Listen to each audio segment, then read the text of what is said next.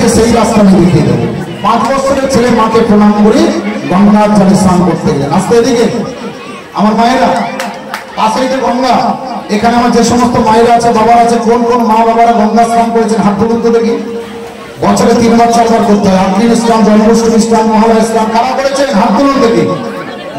বাহ, এখানে যারা যারা হাত তুলে বলেছে গঙ্গা স্নান করেছি, আমি হরিবাসরে দাঁড়িয়ে বলে গেলাম ওটা গঙ্গা স্নান নয়, ওটা কানা পুকুরে স্নান করা হয়েছে।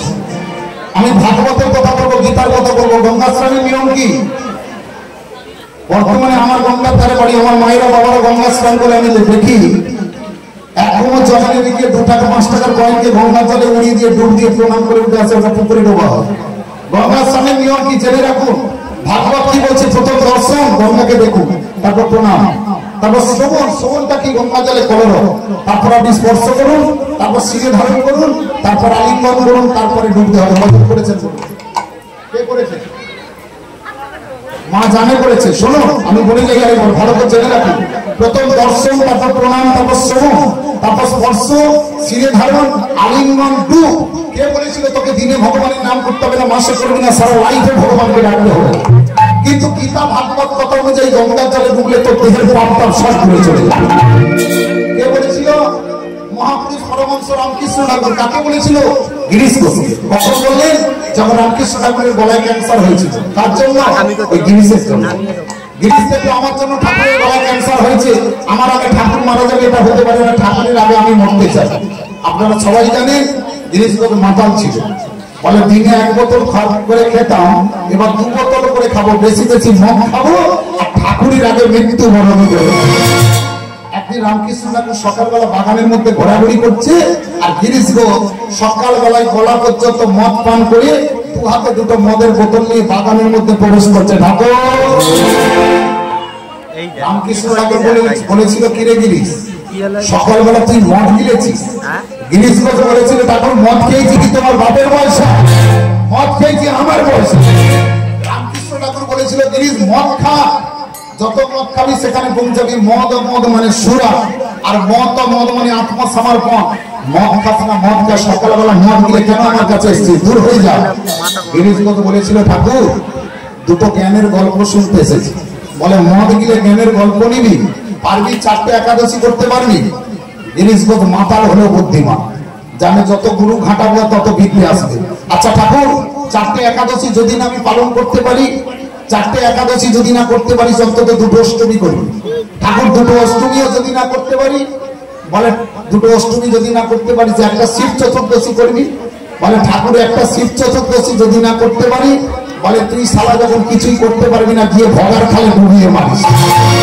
বলেছিল ভগার খালে ডুবিয়ে মারিস। গিরিশ ঘোষ মদের বোতল নিয়ে তেড়ে মারতে গেছে। তুই মদের বোতল দিয়ে আমাকে মারতে আসছিস? গিরিশ ঘোষ বলে, ঠাকুর তুমি কি বললে? আমি ভগার খালে ডুবে মরবো? বলে তোকে তো আমি ওই কথা বলিনি, আমি বললাম ভগার খালে ডুবিয়ে মারি। ভগার খালে ডুবিয়ে মারি। ভগার খালকে তাকে ভগার খাল বলে? ভগীরথী গঙ্গা। সারা লাইফ ভগবানকে ডাকতে হবে না। গীতা ভাগবত কথা অনুযায়ী গঙ্গার জলে ডুবলে দেহের পাপ তাপ পুড়ে চলে যাবে। রামকৃষ্ণ ঠাকুর বলে গেছে। 5 বছরের ছেলে মাধব দাস ভাগবত কথা অনুযায়ী গঙ্গার জলে ডুবলেন। ডুব দিয়ে গিয়ে মায়ের চরণে বসলো। মা বললো, শোন খোকা, এতদিন আমি তোর মা ছিলাম, আজ থেকে হব তোর গুরু, আর তুই হবি আমার শিষ্য। তোর কর্ণে যে মন্ত্র দেব, এই মন্ত্র তুই অবলম্বন কর, একদিন তুই তোর জগন্নাথকে কাছে পেয়ে যাবে। তাহলে মা ছেলের কর্মে দীক্ষা দিচ্ছে। আজকে এদিকে মায়েদের দীক্ষা হয়েছে, দীক্ষা নিয়েছেন সবাই। আচ্ছা বলুন তো, ছেলেদের দীক্ষা হলে কোন কানে, মেয়েদের দীক্ষা হলে কোন কানে? ছেলেদের দীক্ষা হলে দক্ষিণ কর্ণে, ডান কর্ণে, মেয়েদের বাম কর্ণে। কেন? ছেলেদের ডান দিক আর মেয়েদের বাম দিক কেন? শুনে রাখুন, ছেলেদের ডান দিক শুদ্ধ, মেয়েদের বাম দিক শুদ্ধ। ছেলেরা হাঁটলে ডান পাগে পড়বে, মেয়েরা হাঁটলে বাম পাগে পড়ে। দীক্ষাটাও কিন্তু সেই অনুযায়ী হয়। তাহলে মা ছেলের দক্ষিণ কর্ণে দীক্ষা দিচ্ছে, ডান কর্ণে। হরে কৃষ্ণ হরে কৃষ্ণ কৃষ্ণ কৃষ্ণ হরে হরে, হরে হরে রাম হরে রাম, রাম রাম হরে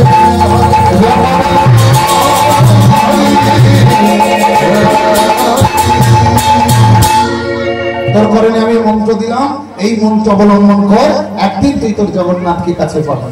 তাহলে ছেলে মাকে প্রণাম করে সেই গুরু মন্ত্র ভজন সাধনে মেতে বললেন, হরে কৃষ্ণ কৃষ্ণ কৃষ্ণ কৃষ্ণ হরে হরে, হরে রাম হরে রাম, রাম রাম হরে হরে, হরে কৃষ্ণ হরে কৃষ্ণ,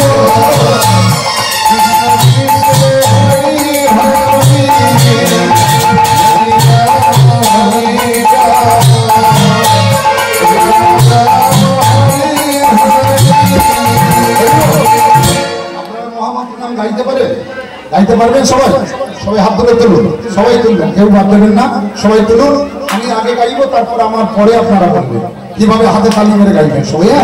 হরে কৃষ্ণ কৃষ্ণ কৃষ্ণ কৃষ্ণ হরে হরে, হরে রাম রাম রাম হরে হরে। সবাই গাও, সবাই গাইবেন।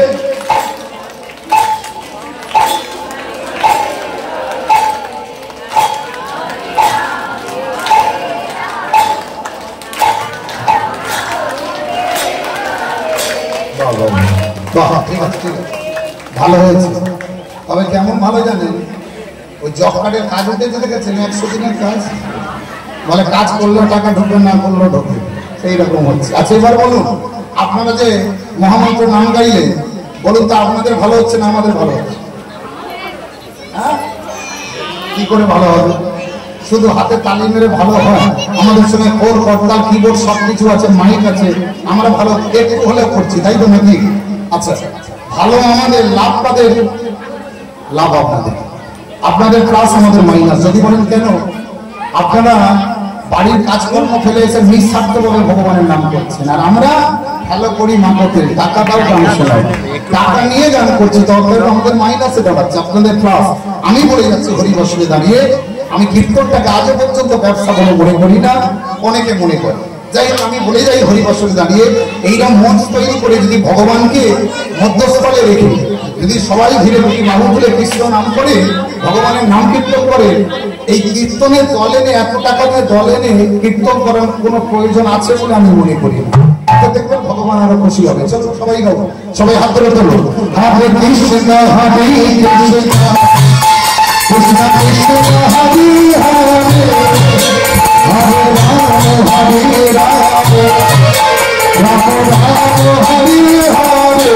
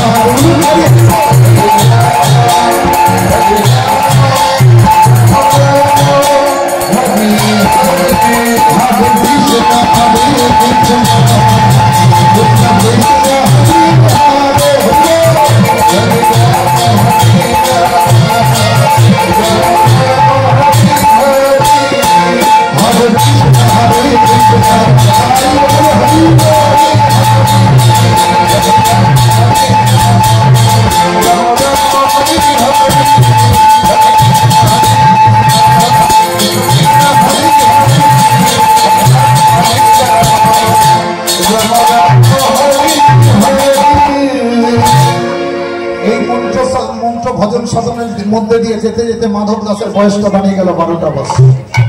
যেদিন 12 বছর বয়স হয়ে গেল, ভগবানের লীলা দেখুন, 12 বছর বয়সে জগন্নাথ দর্শন করবে, কত আশা কত লালসা। সেই 12 বছর বয়স যেদিন পূর্ণ হলো মাধব দাসের পিতা কৃষ্ণ দাস ঠাকুর, সেই দিনই কঠিন ব্যাধে শেষ নিঃশ্বাস দেন। কৃষ্ণ দাস ঠাকুর যখন মারা গেল, ব্রাহ্মণী গৃহদেবতার চরণে আছাড় দিলেন, ঠাকুর আজকে আমার স্বামী আমাকে ছেড়ে চলে গেল, এই ছোট্ট ছেলেটাকে আমি মানুষ করবো কেমন করে? কে তোমার সেবা দেবে? কে তোমার জন্য নগরী যাবে? এই 12 বছরের ছেলেটা গিয়ে মায়ের গলাটা জড়িয়ে ধরে বললো, মা কেঁদো না। আজকে পিতা যাওয়ার সময় হয়ে গেছে, পিতা চলে গেছে। একদিন তোমার সময় হলে তুমি চলে যাবে, আমার সময় হলে আমি চলে যাবো। চিন্তা করছো কেন? দাও না, আমি তো আছি। যাও, পিতা ভিক্ষা তুমি তো আমার কাছে দিয়ে দাও। আমি নগরে যাবো, আমি ভিক্ষা করবো। মা ছেলেকে বুকের মধ্যে জড়িয়ে ধরে বললো, খোকা তুই কি বলছিস? এই বয়সে তুই লেখাপড়া শিখবি, মানুষের মতো মানুষ হবি, তুই যাবি নগরে? তোকে চিন্তা করতে হবে না, আমি সংসার চালাবো, আমি নগরে যাবো, আমি ভিক্ষা করবো। ছেলে মায়ের গলা জড়িয়ে ধরে বলেছিল, মা গো কি বলো? কোন ছেলে বেঁচে থাকতে মাকে নগরে যেতে হয়? কোন ছেলে বেঁচে থাকতে মাকে ভিক্ষা করতে হয়? একটা কথা বলে যাই, ভালো করে কান খুলে শুনে রাখুন আমার মায়েরা। মাটি যদি ভালো হয় গাছ ভালো হবে, আর গাছ ভালো হলে ফল ভালো হয়। গ্যারান্টি ছেলে ভালো হলে, মা ভালো হলে ছেলে ভালো হবে। গ্যারান্টি মা খারাপ হলে ছেলেকে খারাপ হতে হয়। তার প্রমাণ আপনি মেদিনীপুর জেলায় চলে যান। মেদিনীপুর জেলায় বিলসিংহ নামে কার জন্ম হয়েছিল? বিদ্যাসাগর মহাশয়। আসতে মায়ের নাম কি ছিল? ভগবতী দেবী। বিদ্যাসাগরকে বুকে রক্ত তুলে মা তৈরি করেছিল, বড় করেছিল, মানুষ হয়েছিল, 5 জনের 1 জন হয়েছিল, উচ্চশিক্ষায় স্বীকৃত হয়েছিল। বিদ্যাসাগর যেদিন চাকরি পেয়েছিল, সকালবেলা ধুতি পাঞ্জাবি পরে সকালবেলা চাকরিতে বেরোবে, প্রথম দিন দেখলো মা উঠানে ঝাড়ু দিচ্ছে, ঠান্ডা কনকনের দিন, মায়ের গায়ে একটা চাদর নাই। বিদ্যাসাগর দাঁড়িয়ে দাঁড়িয়ে কাঁদছে, আর মনে মনে ভাবলো, যে মা আমার জন্য এত কষ্ট করলো, আজকের এই ঠান্ডা কনকনের দিনে মায়ের গায়ে একটা চাদর নাই। যেদিন চাকরি করতে করতে মাইনের টাকা হাতে পাবো, সর্বপ্রথম বিদ্যাসাগর মার জন্য একটা চাদর আমি কিনে নিয়ে আসবো। চাকরি করতে করতে যেদিন মাইনের টাকা হাতে পেল, বিদ্যাসাগর ছুটে পড়ে বাজারে গেল। বাজার থেকে একটা চাদর কিনে এনে মার হাতে দিয়ে বলেছিল, মা এই চাদরটা তুমি গায়ে দিও। বিদ্যাসাগরের মা চাদরটা হাতে নিয়ে বলেছিল, বিদ্যাসাগর তুই বাবা মানুষ হয়েছিস, 5 জনের 1 জন হয়েছিস, কিন্তু এত স্বার্থপর হয়েছিস আমি তো জানতাম না। বিদ্যাসাগর অবাক হয়ে গেল, কি বলো মা, তোমার জন্য আমি চাদর কিনে আনলাম, তুমি আমাকে স্বার্থপর বলছো? 100 বার তুই স্বার্থপর। স্বার্থপর না হলে এই চাদরটা বাবা যখন তুই আমার জন্য কিনতে গেলি, তোর একবার চিন্তা করা উচিত ছিল, এই জগতে আমার মতো অনেক মা আছে যাদের গায়ে একটা চাদর কেন, একটা কাপড় পর্যন্ত নাই। এই জগতে আমার মতো অনেক মা আছে যাদের একটা থাকার ঘর বাড়ি নাই, দিন রাত ফুটপাতে করে দিন কাটাতে হয়। বিদ্যাসাগর এই চাদর আমি তুলে রেখে দিলাম। যেদিন দেখবো তুই দুনিয়ার মায়ের মুখের হাসি ফোটাতে পেরেছিস, মায়ের বুকের জ্বালা যন্ত্রণা দূর করতে পেরেছিস, সেই দিকে এই চাদরটা আমি গাড়ি দেবো। তার আগে নয়। এই তো মা, যেমন মা তেমন ছেলে, যেমন গাছ তেমন ফল। একটা কথা বলে যায়, আপনারা মা হয়েছেন, মা হয়ে যদি হরিবৎসরে বসে আপনারা গল্প করেন, তাহলে সন্তানরা পাশে বসে আছে, সন্তানরা কি করবে? সিদ্ধান্তটা ঠিক রাখুন, পরিবেশটাকে ঠিক রাখতে হবে। এটা কীর্তনের আসর, এটা ফাংশন নয়, থিয়েটার নয়, বা গাজন হচ্ছে না, এটা হরিবৎসরে জায়গা, এটা প্রেমের জিনিস, অনুরাগের জিনিস। তাই মা কি করলো? সব কথা শুনে বুকে পাশান চাপিয়ে ছেলের কাঁধে ভিক্ষার জলি তুলে দিল। ছেলে নগরে ভিক্ষা করতে গেল, আর মা গৃহতে বাবার চরণে নয়ন জলে বুকে ভাসিয়ে প্রকাশ করছে মন আজকে দিনে বলে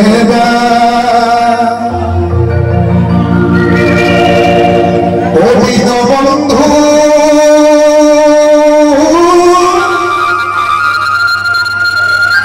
ভব সিন্ধু পারা, ভব সিন্ধু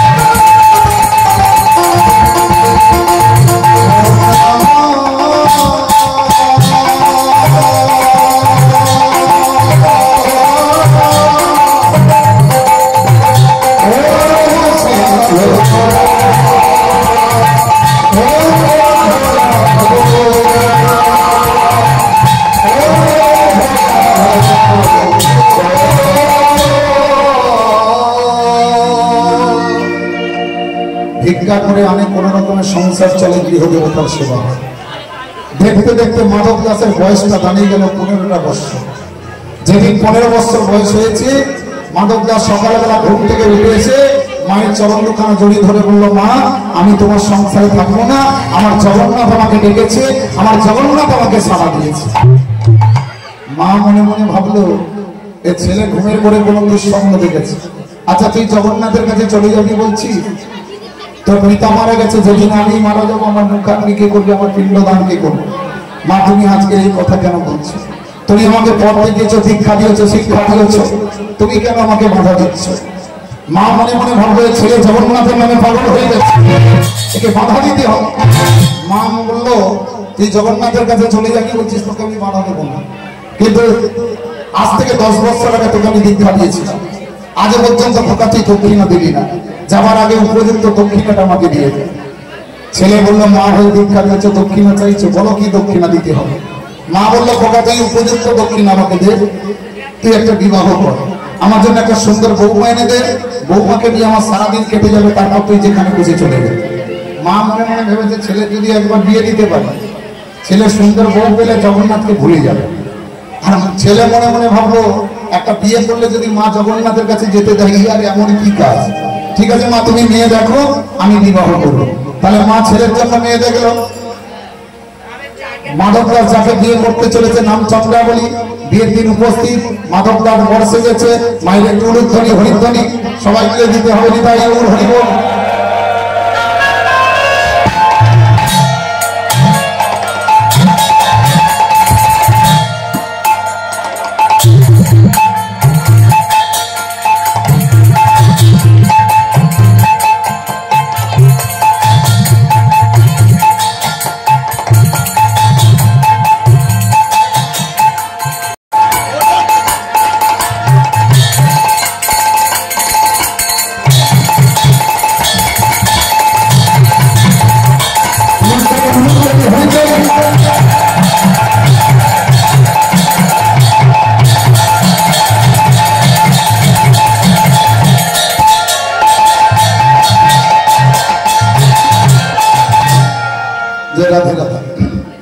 আমরা সবাই দেখেছি বা করেছি। আমি মায়েদের দুটো প্রশ্ন এখানে করব। দুটো প্রশ্ন হলো, এই বরকনেকে আঁচলটা বেঁধে কপাল ঘোরায় বলুন তো? হ্যাঁ, 7 পা। 7 পা কেন ঘোরায়? বলছে পাকে পাকে ফেলে মারার জন্য। একটা প্রশ্ন। 2 নম্বর প্রশ্ন, কনেকে যখন ঘর থেকে বরের কাছে নিয়ে আসে, কনের মুখে কি থাকে? পান পাতা। কটা? 2টো পান পাতা। কি দরকার ছিল? একটা বড় মান পাতা হলে তো মুখ ঢাকা পড়ে যায়। 2টো পান পাতা কে? এই 2টো প্রশ্ন আমি দিলাম।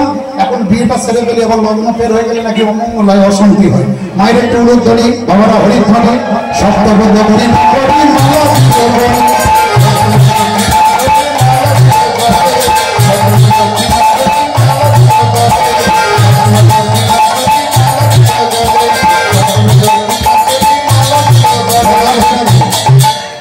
বিয়ের সময় উলুধ্বনি দেয় কেন? উলু মানে কি? উ মানে কৃষ্ণ, লু মানে রাধে। যত সুমঙ্গল ধ্বনি, বিয়ের সময় যত উলুধ্বনি দেবেন, সংসারটা যাতে মঙ্গলের হয়, সুখের হয়। আপনারা যদি উলুধ্বনি দেবেন তো আমাদের সংসারটাকে সুখের হয়, মঙ্গলের হবে। আর যদি অমঙ্গল করতে চান তো উলুধ্বনি দিতে হবে। শব্দবোধ কি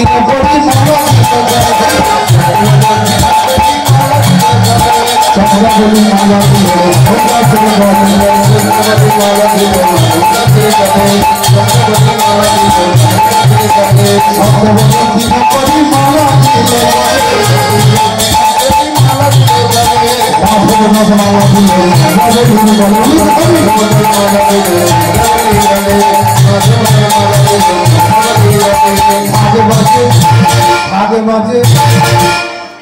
এখনকার দিনে বিয়ে হলে কি বাজে? বাবা ডিজে তখন আর কোথায় পাবে? ওই ভাগে বাজে।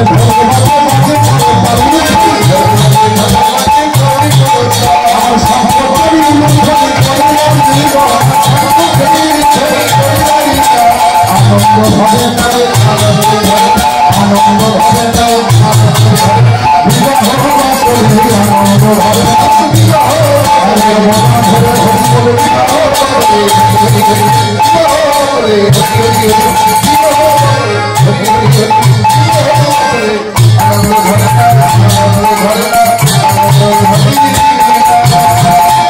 বিয়ে হলো, খাবার দাবারের ব্যবস্থা আছে?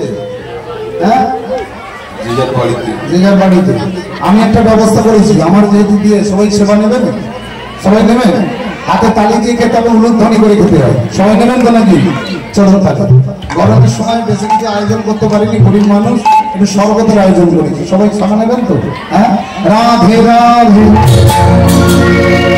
জপা করো কৃষ্ণ নামে রসে প্রিয়া গো। রাধারামকে জপ করতে বলছি, কৃষ্ণ নামের রসকে সর্বধমনি করে পান করুন, হাতে তালি দিয়ে উলুধ্বনি করে খাবেন সবাই। রাধে রাধে রাধে রাধে রাধে রাধে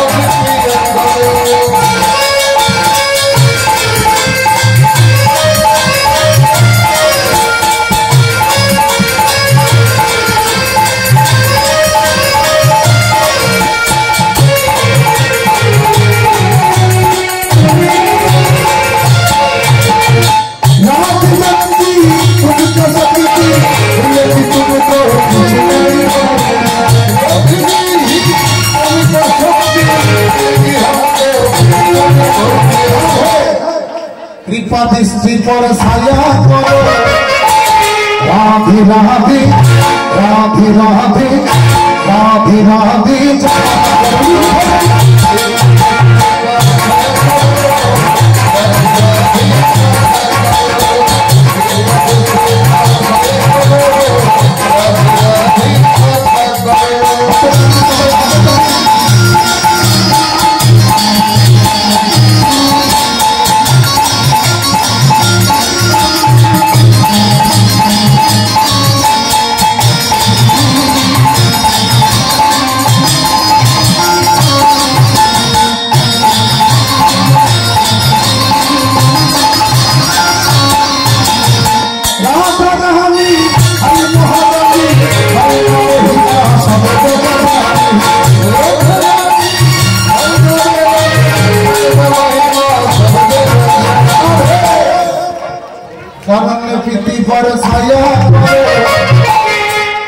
কেউ যদি বাকি থাকে বলে কেউ বাকি আছে নাকি? রাধে রাধে রাধে রাধে রাধে রাধে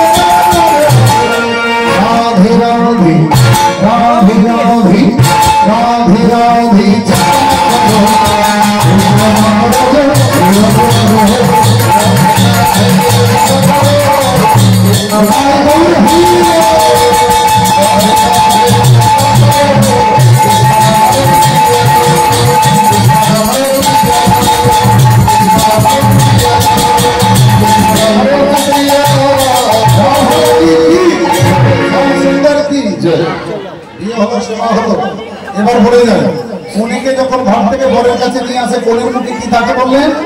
পান পাতা। পান পাতা দুটো নিয়ে পান পাতা দুটো হলো মা চোখ মায়া। ভগবান কৃষ্ণ রাসলীলা করেছিল মা যোগমায়াকে সাক্ষী করে। আপনি যোগমায়াকে আশ্রয় করে যখন স্বামীর মুখ দর্শন করতে চাইছে, যাতে স্বামী সুন্দর হয়, সুপুরুষ হয়, আবার বলছে মাতাল হয়, জয় রাধে। এটা গেল। এবার বলি, আঁচলটা বেঁধে কপা ঘুরে বললেন 7 পাক। 7 পাক কেন ঘোরায়? 7 পাক ঘোরানোর কথার অর্থ হলো স্বামী আর স্ত্রীর মধ্যে 7টা সম্পর্ক তৈরি হয়। 7টা সম্পর্ক আমি বলে যাই, আপনারা গান করবেন। 7টা সম্পর্ক কি কি? মায়ের সঙ্গে বাবাদের সঙ্গে ঝগড়া করে, স্বামীকে কে ভালো করে জেনে রাখুন। 7টা সম্পর্ক কি কি হয়? সবাই গান করবেন। অন্নদানে পিতা সমরতি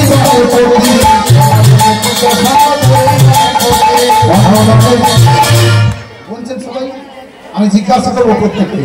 অন্নদানে পিতা সমরতি